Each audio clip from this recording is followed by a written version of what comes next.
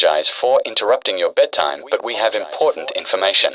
The United States Department of Anomalous Phenomena has issued a mandatory shelter-in-place order for the entire continental United States effective immediately. Do not look at the sky. Reports indicate the presence of alternates in multiple residential areas. These entities are highly deceptive and may attempt to mimic the appearance and voice of family members or friends.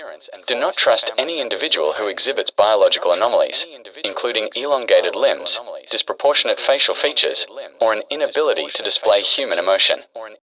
Extinguish all lights. Alternates are attracted to photonic emissions.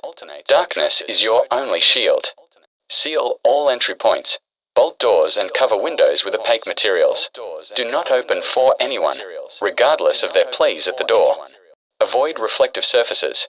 Do not look into mirrors or television screens once they are powered off. Do not acknowledge the entities. If you hear a voice that sounds like your own calling from another room, do not respond. It is not you.